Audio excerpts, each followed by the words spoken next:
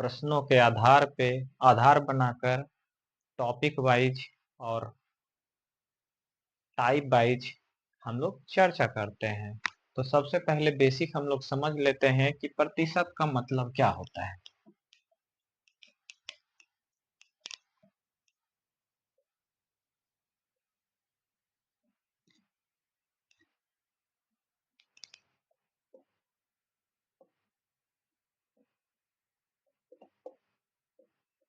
प्रतिशत का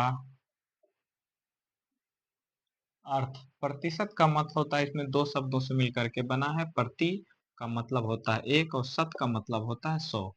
तो हम लोग जितना भी चर्चा करेंगे इसमें वह प्रति 100 के आधार पे चर्चा करेंगे।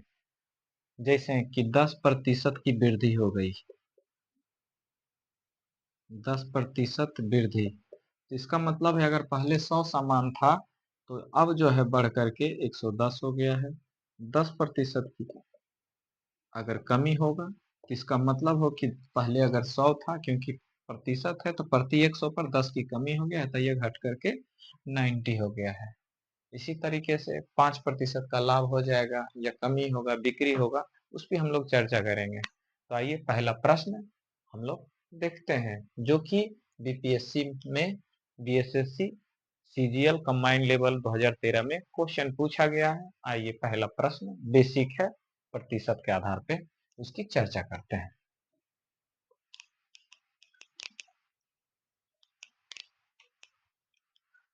तो पहला प्रश्न है कि एक विक्रेता है, जो कि स्लाइड में आप ऊपर देख रहे होंगे क्वेश्चन।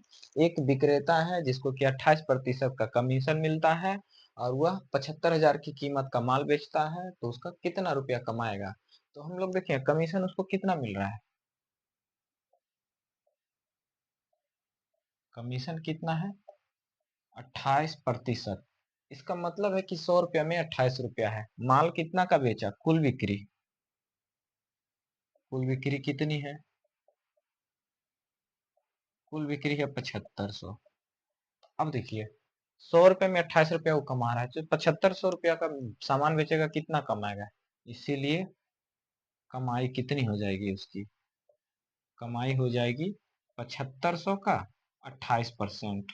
परसेंट करेंगे मतलब परसेंटेज को हटाइए, नीचे 100 आ जाएगा।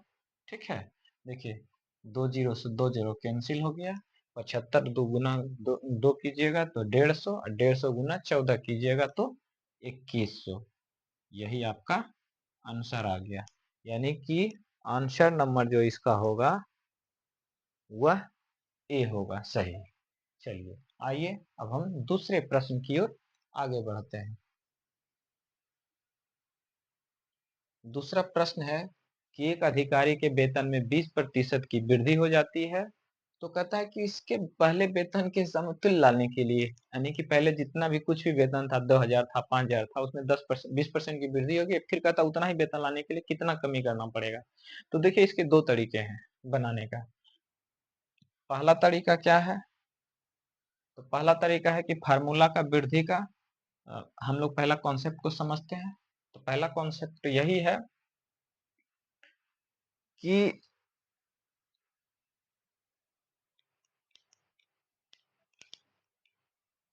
20% की वृद्धि हुई कि यार पहले जो है उसका 100 रुपया था, तब वो 120 रुपया हो गया बढ़ करके। ठीक है, पहला कंडीशन में। लेकिन अब कह क्या रहा है, कह रहा है कि नहीं, फिर इसको घटा करके 100 लाना है। जब इसको फिर से हम 100 लाएंगे घटा करके, तो कितना कमी करना पड़ेगा यहाँ से यहाँ तक लाने में, क्योंकि इधर से तो कहते बढ़ा दिए थे, तो माइनस हमको 20 करना पड़ेगा। तो माइनस 20 किस में करना पड़ेगा, 120 में। तो लगा दीजिए फार्मूला, -20 कमी कितना करना है, 120 के आधार पे गुना 100 कर दीजिए। यही हमारा फार्मूला हो गया। अभी कट गया बिछक 20 से, ये बार कितना बार कट जाएगा, 2 से 50 बार, और ये 3 बार, यानी हो गया -50/3%।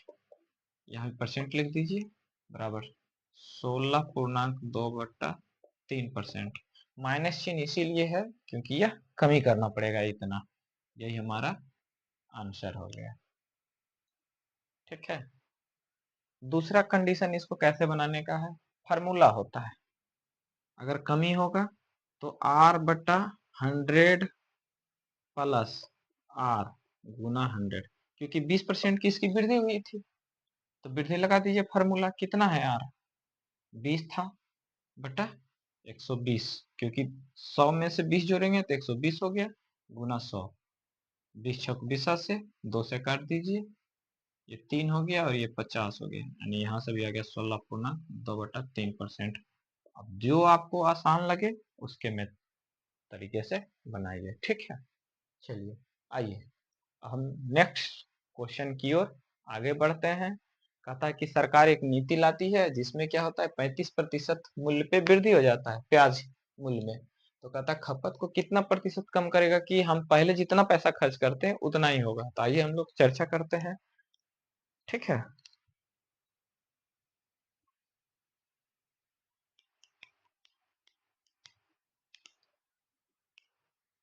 देखिए यहाँ पहले कितना था 100 रुपया, बढ़ करके कितना हो गया 135 रुपया प्याज का दाम। लेकिन कहता है नहीं, हमें जो है खर्च करना क्या है 100 रुपया ही खर्च करना है, 135 रुपया हम खर्च कर रहे हैं लेकिन हमको खर्च करना है इतना। तो फिर हमको कहता है घटा करके यहीं पे ले आइए चीजों को, तो कितना घटाना पड़ेगा 35 माइनस करना पड़ेगा, कितना में करना पड़ेगा 135 में से 35 करना पड़ेगा। तो ये हमारा जितना कमी हो गया, अब बटा जितना में से करना है 135 में से करना है, गुना 100 कर दीजिए। देखिए यहाँ ये कितने बार में कट गया 7 बार में 35, और ये कितने बार में कट जाएगा 27 × 5 से, यानी 700/27, 27 का जब हम लोग बर करते हैं तो 729 आता है, मतलब एक बार कम करेंगे तो लगभग 26% आ जाएगा, जिसको हम लोग 26% मोटा मोटी मान लेते हैं। और ऑप्शन सी 26% दिया हुआ है, 25.9 आएगा लेकिन हम लोग लगभग समथिंग जो है 26 कर लेते हैं, ठीक है। चलिए दूसरा तरीका भी हम लोग देख लेते हैं। दूसरा क्या बोले कि वृद्धि हुआ है, तो कितने की वृद्धि हुआ है 35 की वृद्धि हुआ है, फार्मूला लगा देंगे 100 + 35 गुना 100। तो हम लोग ये ट्रिक है, ठीक है, ये भी हो गया 35/135 गुना 100, जब वही कैलकुलेशन फिर करेंगे तो लगभग 26% आ जाएगा, ठीक है। ये सेकेंड मेथड है। चलिए आइए अब हम नेक्स्ट क्वेश्चन की ओर आगे बढ़ते हैं। तो नेक्स्ट क्वेश्चन क्या है ये देखते हैं। ये तो हमारा वृद्धि हुआ, इसी तरीके से चीजों में क्या होती है कमी होती है, तो कमी वाला हम लोग देखते हैं।